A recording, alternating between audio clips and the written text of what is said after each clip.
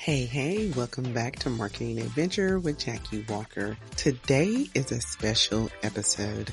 I am going to be talking about the Met Gala and all things that make it what it is today. So grab your pencil and your notebook. You're going to want to take notes and listen in on all the fabulous things about the Met Gala. Let me tell you, in researching for this episode, I learned tons of things that I never have known. I took a deep dive into everything that there is to know about the Met Gala, and I'm really excited to share that with you today. And at the end of the episode, you're going to have access to a notes that will have all of this information in there and a special item or resource for your classroom. All right, so come on into the room. Let's go. You're listening to Marketing Adventure, the hub for business, fashion, marketing, and other CTE educators who integrate marketing into the learning experience. I'm your host, Jackie Walker. Each week, I'll cover marketing education concepts, strategies, tips, trends, frameworks, and other information to equip you to connect your classroom to digital natives while cultivating an engaged learning environment.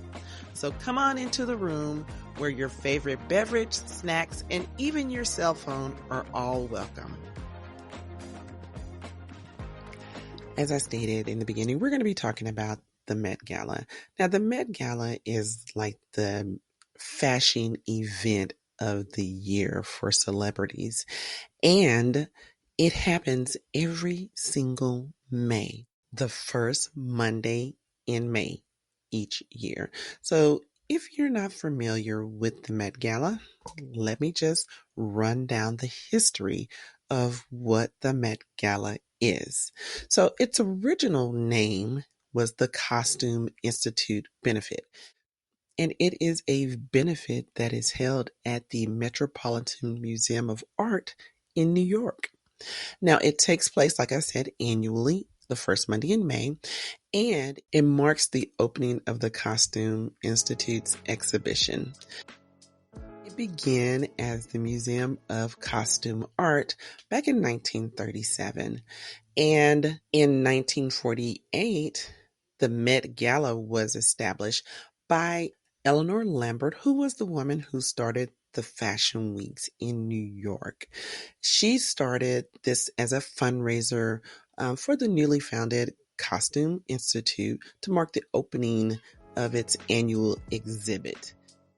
Over the years, there have been other trustees for the museum. However, Anna Wintour, who is the Chief Content Officer for Condé Nast and also the Global Editorial Director of Vogue.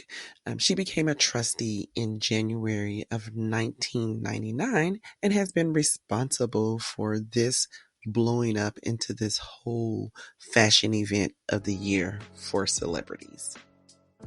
As with all museum and art exhibits, there has to be someone who is the curator over that museum collection. And Andrew Bolton is that curator for the Costume Institute at the Metropolitan Museum of Art. And he's been in charge of this for many, many years. Now, the Costume Institute collection consists of over 33,000 objects. They represent 7 centuries of fashionable dresses and accessories from the 15th century to present time. And it also includes men, women, and children. The combined collection now constitutes the largest and most comprehensive costume collection in the world. As you can imagine, the Costume Institute does have some key milestones. So in 1946, it merged with the Metropolitan Museum of Art as the Costume Institute, as I had stated, and became a curatorial department in 1959. So that means it became a department that curated fashion items over the years.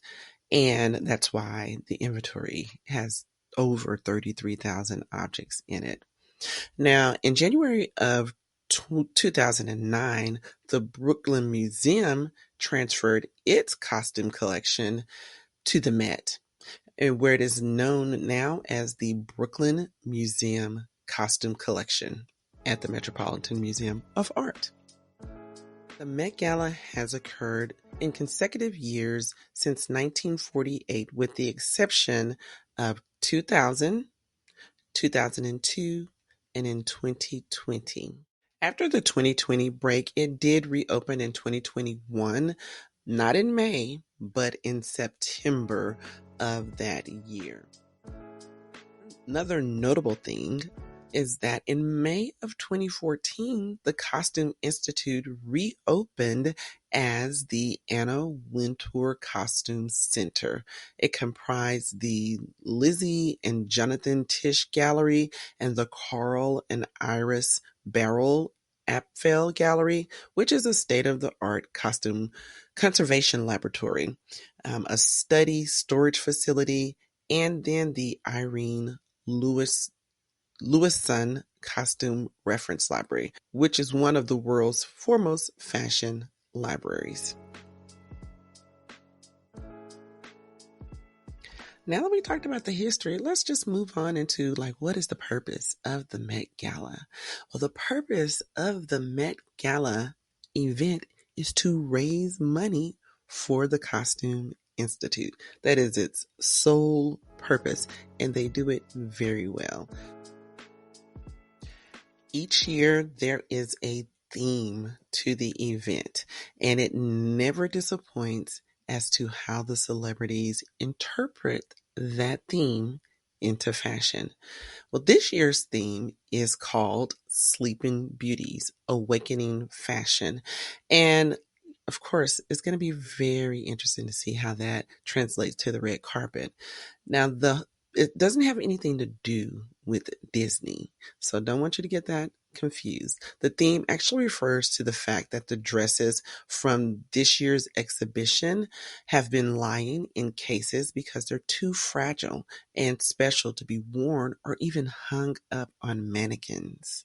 So the museum revealed back in November 8th of 2023, and they stated that the upcoming exhibit will utilize firsthand research, conservation and analysis, and diverse technologies, from cutting edge tools, augmented reality, artificial intelligence, and computer generated imagery, to traditional formats of x-rays and video animation, light projection, and soundscapes to reactivate the sensory capacities of the masterworks in the museum's collection. So it's going to be very exciting to see these things come to life and how they make it so that people can experience the clothing without them being touchable or out on mannequins, or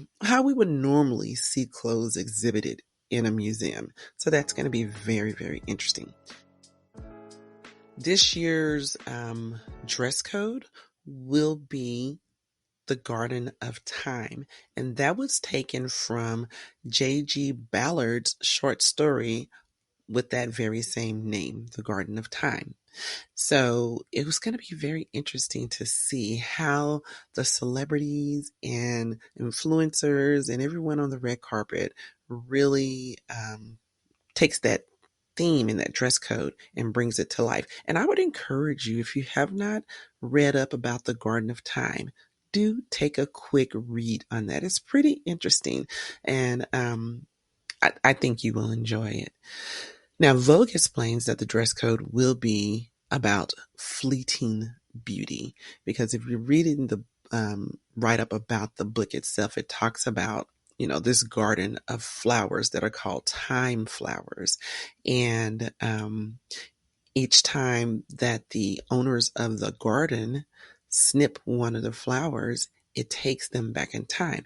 And I won't even reveal all the rest of it because I want you to go and read about it, but it prevents something from happening. So that's why they want to keep going back in time. So go take a read on that and then look at the Met Gala fashion, the fleeting beauty of it all, to see how they interpret that.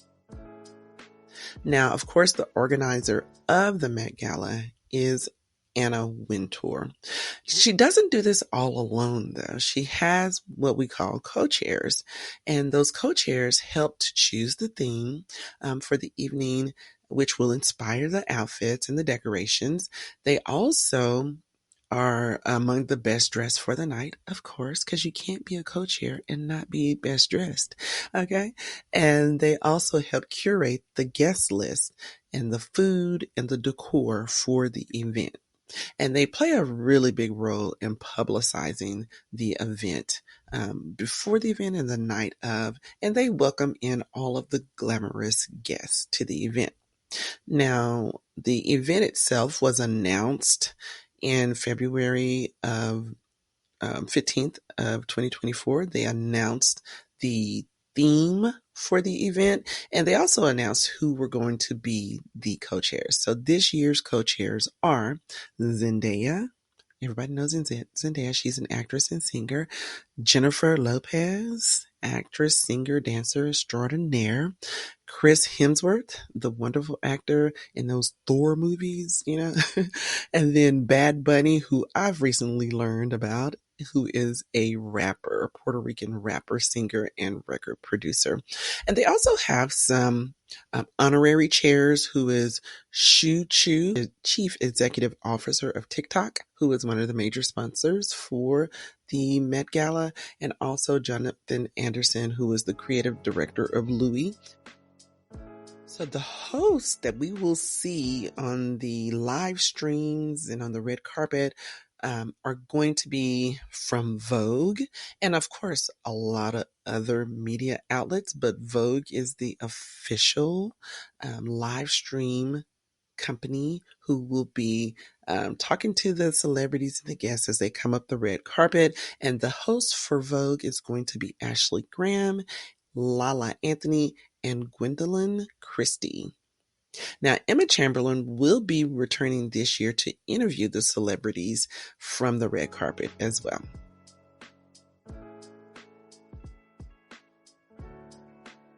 And where can you watch this? Well, you can watch the Met Gala live streamed from Vogue.com and from E on the E network. And I'm pretty sure there are going to be plenty other outlets that will also stream the Met Gala red carpet, but check with your local stations. Now, the sponsors, as I mentioned before, for the event are TikTok and Lowy, and some additional support has been provided by Condé Nast. Hey, adventurous educator. I just want to take a quick break to ask, is this your first time teaching fashion? I have a program that will be available in the fall of 2024. It will provide a scope of resources to help you create and implement a successful fashion show. It's something I've wanted to do for years. Because a fashion show has so many moving parts. And of course, when you're managing students who are responsible for implementing the show, it really is a project management responsibility. Now, this program will contain video and audio modules, as well as a project management framework, proprietary documents for management in all areas of the responsibilities, signature model call framework, an outline for creating your fashion show Bible, a media kit framework, real examples of my productions, and highlights of my student-led fashion shows, and so much more. Now stay tuned for the early bird invitation to access the program. I look forward to having you access that, and I also look forward to hearing about your fashion show productions and seeing them on Instagram. So be sure to connect with me at Marketing Adventure so I can see all of the wonderful work that you're doing with your program. Now, once the guests, the celebrities, leave the red carpet, what happens? What goes on at the Met Gala event? That's a great question. The first thing that the celebrities and guests do when they go into the Met, they actually get to have a cocktail hour in which they mix and mingle and actually visit the exhibit. So they are the first people who get to see the Costume Institute's exhibit for the year. And then they're seated for dinner, and after or during dinner, they have entertainment. Now, I have searched high and low to find out who the entertainment is for this year. And I came to a conclusion myself that it must be a surprise and they don't actually reveal that until the night of. And I got confirmation on that. So we don't know who the entertainment is going to be for 2024, but they've had a variety of high profile entertainers, Rihanna, all these various people. So it's going to be pretty exciting to find out who the entertainer is this year. The exhibit is going to be on display from May 10th through September 2nd of 2024. There are going to be approximately 250 garments and accessories that span over 400 years that are going to be on display. And it will feature pieces from Philip Lim, Stella McCartney, Connor Ives, Elsa Schiaparelli, Yves Saint Laurent, Christian Dior, Givenchy, and other fashion creators. It's going to be structured around approximately 50 historical pieces, including an Elizabethan bodice and a silk satin ball gown from 1877. Now, the Sleeping Beauties will be on display. Remember the clothing that cannot be touched or put on a mannequin because they're too delicate? They're going to be on display in glass coffins, while an illusion technique known as Pepper's Ghost, in which an image of an object is projected so it appears to be in front of its viewers, will bring some of the beauties back to life. That's the awakening. So that is going to be so interesting. I actually really want to hop on a plane and go to New York and visit the exhibit myself.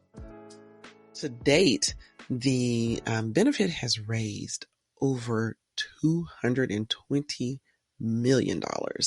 Last year alone, it raised $22 million. So that benefit covers a lot and pays for all of the needs that the Institute has to do the work that it does for the fashion, running the museum, and everything. Now, you may wonder, how much does it actually cost to attend this event? Because we know it's raising money, so there has to be a cost to be there, right? And there is. Back in 1948, it started out as only $50 to attend the event. Now, I can tell you last year it says that it costs $30,000 to $50,000 per person to attend the event. It is recently stated in the New York Times that it is going to cost anywhere from $75,000 per person or $350,000 for a table at 2024's event. Wow, that is a lot of money, but of course, it's going towards a benefit to fund the art museum or the Costume Institute. Now, this is a pretty large event, and it is going to have approximately 400 guests there. Apart from actors and singers, there are athletes, models. There's even been royalty in the past.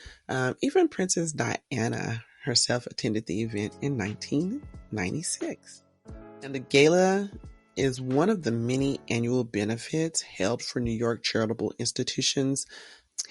In the early times before it became really a celebrity event. It was an event that was really attended by members of New York high society or the city's fashion industry. But again, since Anna Wintour has become the trustee, the organizer of the event, it has really turned into a really big fashion celebrity event of the year. You can learn a lot about the Met Gala by watching the documentary called First Monday in May. I watched that and it gave me so much insight into the behind the scenes planning of this major event. You should take a look at that. When I saw it, it was on Netflix. I know you can go to YouTube and um, rent it, so just check out on any of the platforms that you may be using for live streaming or just streaming movies and see if you can find it. It is a great watch. It is something that would be great for your class to watch. Moving on to the carpet. Now, the carpet, if you ever watched the red carpet event, you can, the carpet is one of the show-stopping things of the whole event. Not the people on the carpet, but the carpet itself. So the carpet has really become a big thing. If you look at pictures from the Met Gala on back to like the late 1900s into the early 2000, you will see that there was no carpet. It was just the concrete and it didn't look good. And then they started adding, I think it was about 2010 when they started adding just the red carpet on the top of the stairs. And then, like a couple of years later, a few years later, they started putting a red carpet down to fill all of the stairs with red carpet. And it became a little bit more glamorous. Now, this was about the time that Anna Wintour took over, and it became a little bit more glamorous looking. And then over the years, you've seen the carpet be revealed every single year as to what the design is going to be. And it has really brighten up that experience of the red carpet and having the media on each side of the stairs and really just become like a background for all of the costumes and outfits that the people are wearing who are on the red carpet. I have gone and researched all of those different carpet looks over the years, and there's a resource that you will have access to that will outline everything that I've been talking about, and it'll have an outline of the various years that the carpet has changed and looks of the carpet and some celebrities that are on the carpet. So be sure to access that at the end of this episode. Just to give you some tidbits about the carpet, though, it is made by a guy who does carpet for special events out of New Jersey. It's called the Flemington Department Store, and his name is Ted. And he has done the carpet for the Met Gala for years. And he says that the carpet is about 63,000 square feet. It's like 7,000 by 9, which makes it 63,000 square feet. And he said it generally takes about 12 to 15 people to actually install it. And it's made of sisal fiber, which is taken from an agave cactus. And because it is a strong fiber and can withstand a lot of traffic, that's the reason why they use that. And it comes from overseas in India and is imported into America, where they actually take that and then they paint it whatever theme or design they are doing for the year. Now, he couldn't reveal very much about what the carpet is going to look like this year, but he said it has something to do with a ribbon. So it's going to be interesting to see that. Now, there is a video that I have linked in my resource that takes you to that conversation that New York Live had with the guy who actually makes the carpet for the fashion show. Now, I could go on and on and on talking about the Met Gala. It's just so exciting. It's so entertaining. And I just love everything that it's about. The fashion, the planning, the design, just everything. But I must stop here because this would be hours long if I stayed here talking. But I do want to let you know that I do have a resource for you to use with your students so that they can take a deep dive into the Met Gala and find out some history, fashion information, and all of that good stuff. It is a resource that would allow them to select a particular year of the Met Gala. So they all should have a different year of the Met Gala that they select and actually do the research on that particular year and present their information and their findings to the class. So there's a really great way to get them looking at that, researching, writing, and oral presentation. It covers all of that. So you can find that in the link below or in my show notes. And also don't forget to get that resource that's going to outline everything that I've talked about today and have the pictures and the dates and everything about the carpet. So grab that while you can. I do thank you for being here with me on Marketing Adventure, and I look forward to chatting with you again. Until then, have a wonderfully blessed day. Thanks for listening to Marketing Adventure. Remember to subscribe, rate, review, and share this episode with someone you think would benefit from the information shared here today. If you have any questions or want to connect with me, find me on Instagram at Marketing Adventure. All links and resources discussed in this episode can be found in the show notes at marketingadventure.com.